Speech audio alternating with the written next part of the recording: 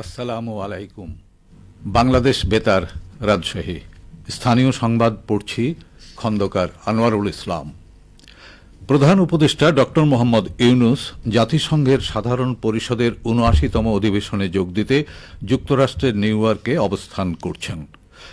তিনি আজ বাংলাদেশ সময় সকাল ৮:৩০টায় জন এফ কেনেডি বিমানবন্দরে পৌঁছান।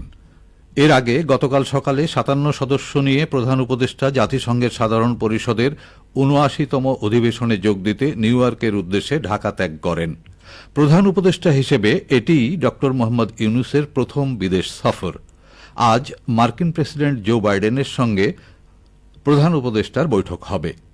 আগামী ২৭শে সেপ্টেম্বর জাতিসংঘ সাধারণ পরিষদে তিনি বক্তৃতা করবেন। এছাড়া সাধারণ পরিষদের অধিবেশনের ফাঁকে বিশ্বের বেশ কয়েকটি দেশের শীর্ষ নেতাদের সঙ্গে প্রধান উপদেষ্টার সৌজন্য সাক্ষাতের কথা রয়েছে। ডাক, টেলিযোগাযোগ ও তথ্য প্রযুক্তি এবং তথ্য ও সম্প্রচার উপদেষ্টা মোহাম্মদ নাহিদ ইসলাম বলেছেন, গণমাধ্যম কমিশনের ঘোষণা আগামী সপ্তাহেই। গতকাল রাজধানীর সার্কিট হাউস রোডে চলচ্চিত্র ও প্রকাশনা অধিদপ্তরের উদ্যোগে আয়োজিত সংবাদপত্রের প্রকাশক, সম্পাদক, নির্বাহী সম্পাদক সহ জ্যেষ্ঠ সাংবাদিকদের সঙ্গে এক মতবিনিময় সভায় তিনি একথা বলেন। তথ্য ও সম্প্রচার উপদেষ্টা বলেন, জুলাই গণ অভ্যুত্থান চলার সময় সংবাদপত্রের গুরুত্বপূর্ণ ভূমিকা ছিল। একটা সময় সারা দেশের মানুষ সংবাদপত্রের উপর নির্ভরশীল হয়ে উঠেছিল, কারণ কিছুটা তথ্য পেলে পত্রিকাতেই পাওয়া যেত।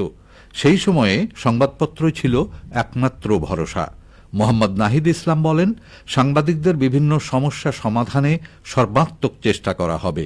বিজ্ঞাপন ও বিল দেওয়ার পুরো ব্যবস্থা ডিজিটালাইজড করার প্রক্রিয়া চলছে। আজ থেকে শিক্ষার্থীদের জন্য বাসে অর্ধেক ভাড়া কার্যকর করা হচ্ছে। ঘোষণা অনুযায়ী ছুটির দিনসহ সপ্তাহের ৭ দিনই সকাল ৬টা থেকে রাত ১২টা পর্যন্ত শিক্ষার্থীরা বাসে অর্ধেক ভাড়া দেওয়ার সুবিধা পাবেন। এজন্য শিক্ষার্থীদের ইউনিফর্ম পরা অবস্থায় অথবা সঙ্গে ছবিযুক্ত পরিচয়পত্র থাকতে হবে। রাজধানী ঢাকা সহ দেশের সব মেট্রোপলিটন এলাকায় এই সিদ্ধান্ত কার্যকর হয়েছে। শিক্ষার্থীরা এই সিদ্ধান্তকে স্বাগত জানিয়েছেন। উল্লেখ্য, বাংলাদেশ সড়ক পরিবহন কর্তৃপক্ষ এক প্রজ্ঞাপনের মাধ্যমে ২০২১ সালের ১ ডিসেম্বর সপ্তাহে ৫ দিন শিক্ষার্থীদের হাফ পাস চালু করেছিল। সময় ছিল সকাল ৮টা থেকে রাত ৮টা পর্যন্ত। রাজশাহী মহানগরীর বিভিন্ন মাজারের নিরাপত্তায় আইন শৃঙ্খলা বিষয়ক সভা করেছে রাজশাহী মেট্রোপলিটন পুলিশ। গতকাল আরএমপি সদর দপ্তরের সম্মেলন কক্ষে এই সভা অনুষ্ঠিত হয়। সভায় সভাপতিত্ব করেন আরএমপির কমিশনার মোহাম্মদ আবু সুফিয়ান। এ সময় তিনি বলেন, বাংলাদেশ ১২ আউলিয়ার দেশ। এখানে যে যার ধর্ম পালন করবে, এটাই স্বাধীনতা। কিন্তু দেশের বিভিন্ন জায়গার মাজারে হামলা ও ভাঙচুর করা হলেও রাজশাহী মহানগরীতে এমন ঘটনা এখনো ঘটেনি। তবে ভবিষ্যতে যাতে এমন ঘটনা না ঘটে সে বিষয়ে পুলিশ তৎপর রয়েছে। তিনি আরও বলেন, রাজশাহী মহানগরীতে সাম্প্রদায়িক সম্প্রীতি, ধর্মীয় ভাবগাম্ভীর্য ও শৃঙ্খলা বজায় রাখতে সচেষ্ট রয়েছে রাজশাহী মেট্রোপলিটন পুলিশ। এ লক্ষ্যে আরএমপির পক্ষ থেকে মাজারের নিরাপত্তায় সার্বিক ব্যবস্থা গ্রহণ করা হয়েছে। ইতোমধ্যে মাজারের তালিকা অনুযায়ী সেই এলাকাগুলোতে গোয়েন্দা তৎপরতা বাড়ানো হয়েছে এবং থানার সকল পর্যায়ের কর্মকর্তাদের সঙ্গে আলোচনা করা হয়েছে। নাটোর সদর উপজেলা আইন শৃঙ্খলা কমিটির সভা অনুষ্ঠিত হয়েছে। আজ উপজেলা পরিষদ সম্মেলন কক্ষে আয়োজিত সভায় সভাপতিত্ব করেন উপজেলা নির্বাহী অফিসার আক্তার জাহান সাথী। পুলিশ বাহিনী তাদের স্বাভাবিক কার্যক্রমে ফিরে আসায় সভায় সন্তোষ প্রকাশ করা হয়। দ্রব্যমূল্য পরিস্থিতি মনিটরিং এবং সড়কের অবৈধ স্থাপনা উচ্ছেদ বিষয়ে সভায় আলোচনা শেষে সিদ্ধান্ত গ্রহণ করা হয়। এছাড়া মাদকদ্রব্যের ব্যবহার নিয়ন্ত্রণে অভিযান জোরদার করার সিদ্ধান্ত গ্রহণ করা হয়।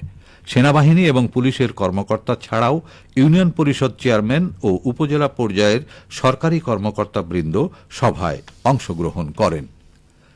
নাটোরের প্রধান গাড়িখানা গোরস্থানের উন্নয়ন কার্যক্রম শুরু হয়েছে। ৪৫ লক্ষ টাকা ব্যয়ে উন্নয়ন কার্যক্রমের মধ্যে রয়েছে দৃষ্টিনন্দন প্রধান গেট এবং সীমানা প্রাচীর। নাটোর পৌরসভা এই কাজ বাস্তবায়ন করছে। নাটোর পৌরসভার প্রশাসক ও নাটোরের ভারপ্রাপ্ত জেলা প্রশাসক মোহাম্মদ মাসুদুর রহমান জানিয়েছেন, গাড়িখানা গোরস্থান উন্নয়ন কার্যক্রম নিয়মিত তদারক করা হচ্ছে। গুণগত মান বজায় রেখে সমুদয় কাজ সম্পন্ন করা হবে। খেলার খবর ফুটবল। চাঁপাইনবাবগঞ্জের নাচল স্টেশন মাঠে অনুষ্ঠিত বৈষম্য বিরোধী ফুটবল টুর্নামেন্টের গতকালের খেলায় জয় পেয়েছে বিপিএস স্পোর্টিং ক্লাব। তারা ৪-০ গোলে কাটাপুকুর প্রবাসী কল্যাণ ফুটবল দলকে পরাজিত করে। আজ খেলায় মুখোমুখি হবে গুঠইল ফুটবল একাদশ বনাম মল্লিকপুর ফুটবল দল।